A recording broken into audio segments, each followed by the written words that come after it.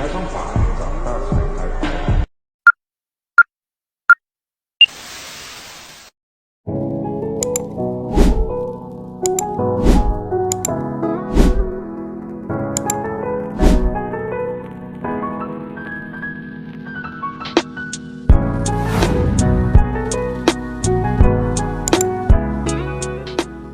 Assalamualaikum warahmatullahi wabarakatuh.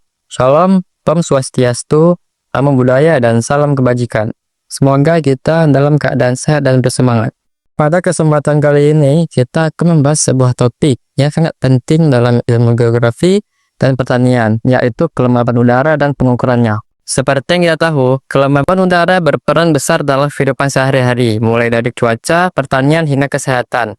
Nah, melalui video ini, kita akan belajar bersama mengenai pengertian kelembaban, jenis-jenisnya, peranannya, serta bagaimana cara mengukurnya dan berbagai alat.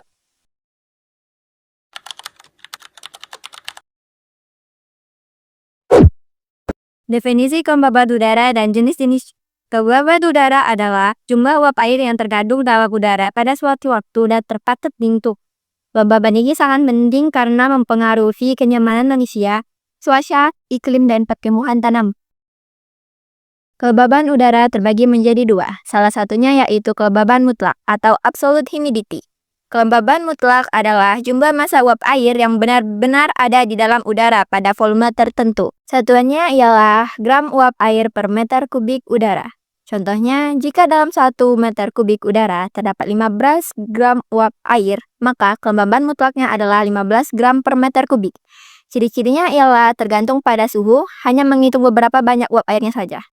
Baik, yang kedua adalah kelembapan relatif. Kelembapan relatif adalah perbandingan antara jumlah uap air yang ada di udara dengan jumlah maksimum uap air yang bisa ditampung udara pada suhu tersebut, dinyatakan dalam persen. Rumusnya ialah kadar uap air yang ada per kadar uap air maksimum pada suhu itu kali 100%. Cirinya dipengaruhi oleh suhu.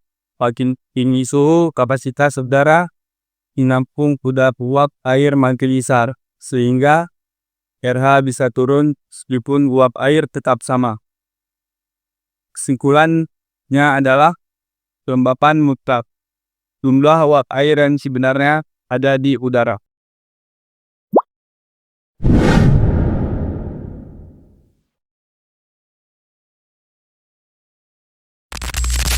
Peran kelembapan udara dalam proses cuaca yaitu 1. Pembentukan awan. Saat kelembapan udara tinggi dan udara naik ke atmosfer, uap air sulit berbentuk. 2. Terjadinya hujan. Bila kelembapan udara mencapai 100% atau jenuh, uap air berubah menjadi titik-titik air yang cukup besar dan jatuh ke bumi sebagai hujan. 3. Pengaruh pada suhu dan kenyamanan. Jika kelembapan tinggi, udara terasa gerah dan panas karena keringat sulit menguap. Jika kelembapan rendah, udara terasa kering dan sejuk, tapi bisa menyebabkan kulit kering atau dehidrasi. Kemudian yang selanjutnya adalah pembentukan kabut dan embun. Yang pertama, embun. Proses terbentuk embun terbentuk ketika udara yang mengandung uap air mendingin sampai mencapai titik embun atau dew point. Saat suhu udara turun, biasanya malam hingga dini hari. Uap air mengalami kondensasi di permukaan rendah dini. Contohnya itu daun, rumput, kaca, dan tanah. Yang menjadi contohnya itu embun pagi yang menempel di rumput atau kaca jendela. Kemudian yang kedua, proses terbentuk kabut adalah uap air di udara yang mengalami kondensasi menjadi butiran air kecil yang melayang di dekat permukaan tanah, mirip awan rendah. Terjadi ketika suhu udara turun hingga di bawah titik embun di dekat permukaan tanah, sehingga uap air berubah menjadi butiran kecil. Yang menjadi contoh yaitu kabut di pegunungan atau sawah pagi hari. Yang menjadi perbedaan utama embun dan kabut, aspek embun kabut. Bentuk titik-titik air menempel pada permukaan butiran air kecil melayang di udara tempat di permukaan benda.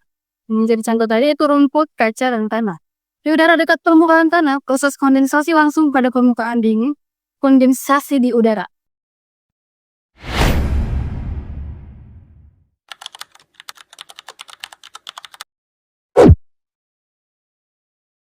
Setelah itu, kita masuk ke dalam alat ukur kelembapan udara. Yang pertama adalah sikrometer Asman yang terdapat 2 buah termometer, yaitu termometer basah dan termometer bola kering. Termometer bola kering yang dipakai untuk mengukur suhu udara dan termometer bola basah untuk mengukur suhu udara jenuh atau lembab. Prinsip kerja psikrometer Asman didasarkan pada perbedaan suhu antara termometer bola basah dan bola kering yang disebabkan oleh penguapan air dari sumbu bola basah. Udara yang lebih kering akan menyebabkan lebih banyak penguapan dan pendinginan, sehingga suhu bola basah lebih rendah dibandingkan bola kering. Yang kedua adalah psikrometer sling. Psikrometer sling adalah alat ukur kelembapan udara yang portable dan menggunakan dua termometer, yaitu termometer bola basah dan termometer bola kering, untuk mengukur kelembapan relatif berdasarkan prinsip pendinginan akibat penguapan. Perbedaan suhu ini bersama dengan suhu udara sebenarnya atau suhu bola kering dan tekanan udara digunakan untuk menghitung kelembapan relatif suhu titik embun dengan tekanan uap menggunakan grafik psikrometri atau kalkulator. Prinsip kerja psikrometer sling adalah berdasarkan efek pendinginan evaporatif atau penguapan yang terjadi pada bola basah termometer. Saat ini psikrometer diputar di udara, air dari sumbu bola basah menguap, menyerap panas dan mendinginkan bola tersebut hingga mencapai suhu yang lebih rendah daripada bola kering yang mengukur suhu udara sekitar. Perbedaan suhu antara bola kering dan bola basah ini kemudian digunakan untuk menentukan kelembapan udara. Yang ketiga akan dijelaskan oleh teman saya. Selanjutnya nomor 3, hygrometer rambut. Hygrometer rambut adalah alat untuk mengukur kelembaban udara dengan satuan persen. Cara kerjanya yaitu udara lembab, rambut mengembang, tangkai pena naik. Udara kering, rambut menyusut, tangkai pena turun. Hygrometer ini dipasang dalam sangkar Stephenson. Selanjutnya 4, barometer. Jenis, barometer raksa dan barometer aneroid. Kegunaan, mengukur tekanan udara. Cara kerja barometer raksa, diletakkan di ketinggian tertentu atau 300 meter tidak tepat. Biasanya perlu koreksi ketinggian. Dikalibrasi terlebih dahulu. Ditempatkan di ruangan kering, tertutup, dan stabil suhunya. Suhu ekstrim dapat mempengaruhi kerja. Berbunyi otomatis jika tekanan berubah, perlu segera dicek. Yang kelima adalah psikrometer standar. Pada psikrometer standar menggunakan dua buah termometer sebagai komponen utamanya. Termometer pertama merupakan termometer bola kering yang digunakan untuk mengukur suhu udara biasa. Sedangkan termometer yang kedua merupakan termometer bola basah yang digunakan untuk mengukur suhu udara lembab. Perlu diingat, pada termometer bola basah, bola air raksa harus selalu basah dengan menggunakan kain muslin yang selalu basah oleh air murni. Cara kerja psikrometer standar yaitu pembasah termometer bola basah harus dijaga agar jangan sampai kotor. Ganti kain pembasah bila kotor atau daya airnya telah berkurang. 2 minggu atau sebulan sekali perlu diganti, tergantung cepatnya kotor. Biasanya musim kemarau pembasah cepat sekali kotor oleh debu. Air pembasah harus bersih dan jernih. Pakai air bebas ion atau Aquades. Air yang banyak mengandung mineral akan mengakibatkan terjadinya endapan garam pada termometer bola basah dan mengganggu pengukuran. Waktu pembacaan terlebih dahulu bacalah termometer bola kering, kemudian termometer bola basah. Suhu udara yang ditunjukkan termometer bola kering lebih mudah berubah daripada termometer bola basah. Semua alat pengukur kelembapan udara ditaruh dalam sangkar cuaca terlindung dari radiasi surya langsung atau radiasi bumi serta hujan. Yang keenam adalah termohydrograph. Fungsinya yaitu mengukur dan merekam suhu udara dan kelembapan relatif yang terjadi dalam 1 minggu dalam bentuk grafik di kertas pias.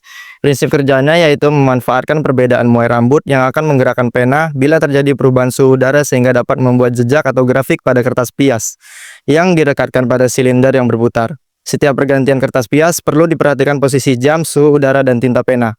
Hal-hal yang perlu diperhatikan dalam instalasi termohydrographs: catat tanggal pemasangan dan nama stasiun pada kertas pias, tempatkan pias pada drum atau silinder dan rekatkan dengan penjepit. Pastikan posisi pena di kertas pias sesuai dengan jam pemasangan pias dan nilai kelembapan relatif yang sesuai dengan pembacaan pada psikrometer bola kering bola basah. Tambahkan tinta pada pena secukupnya. Bila hygrograph type spring atau per, maka putar per searah jarum jam 3-5 putaran atau sesuai petunjuk. Tutup kembali hygrometer dan tempatkan pada posisi yang stabil. Kelembapan udara sebagai kandungan uap air di atmosfer dapat diklasifikasikan menjadi kelembapan absolut dan relatif. Kelembapan relatif adalah parameter yang paling banyak digunakan dan sangat bergantung pada suhu udara.